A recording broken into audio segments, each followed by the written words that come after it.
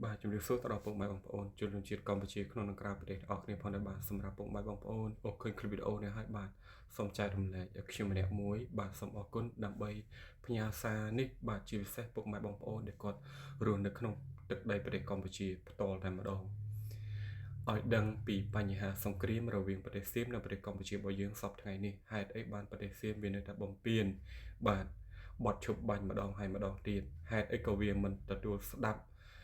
ពីការសម្របសម្រួលបាទប្រទេសធំនៅលើពិភពលោកបាទឬក៏ប្រទេសអាស៊ីយើងផ្ទាល់តែម្ដងបាទ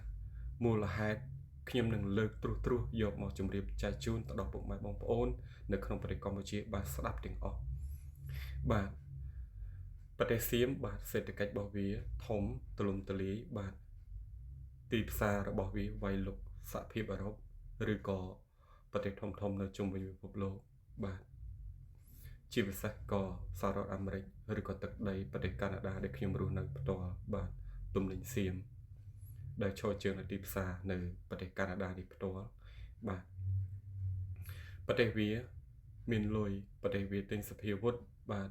ជាប់លំដាប់ថ្នាក់ទី20ជាងដែលមានសភាវុធថ្មីទំនើបនោះហើយដែលប្រទេសវាចង់បង្ហាញភាពអស្ចារ្យឲ្យដែលក្នុងប្រទេសតំបន់អាស៊ីបានឃើញបាទហើយម្យ៉ាងទៀតវាក៏ឃើញពីសកម្មភាពរបស់ប្រទេសកម្ពុជារបស់យើងកំពុងតែមានភាពដែលអភិវឌ្ឍរីកចម្រើនកាន់តែខ្ពស់ទៅនោះហើយជាការភ័យខ្លាចរបស់វាខ្លាចប្រទេសកម្ពុជារបស់យើងមានមុខមានមាត់ឬក៏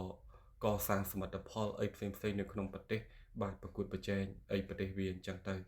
បាទនេះហើយដែលរឿងនៅពីក្រោយខ្នងរបស់ជនជាតិសៀមដែលវាមើលអវិជ្ជមានមកលើប្រទេសរបស់យើងឬក៏ពលរដ្ឋរបស់យើងហើយមិនមែនថាខ្ញុំនិយាយនេះបំបាក់ទឹកចិត្តពលរដ្ឋកម្ពុជារបស់យើងឲ្យមានការបាក់ទឹកចិត្តដែលលែងជឿទុកចិត្តដែលសហប្រជាជាតិឬក៏ប្រទេសធំដែលគាត់កំពុងតែជួយអន្តរាគមន៍នេះទេដោយសារប្រទេសទាំងអស់នោះគឺទទួលរកស៊ីបានផលចំណេញពីប្រទេសសៀមក្នុងមួយឆ្នាំរាប់ពាន់លានហើយក៏មិនមែនថាគេឈរអបដៃមើលពីបញ្ហាសង្គ្រាមរវាងប្រទេសកម្ពុជារបស់យើងនិងប្រទេសសៀមដែរគេកំពុងតែរកវិធីសាស្ត្របែបណាដែលធ្វើឲ្យសៀមវាភ័យខ្លាចនិងទទួលយកសំណើ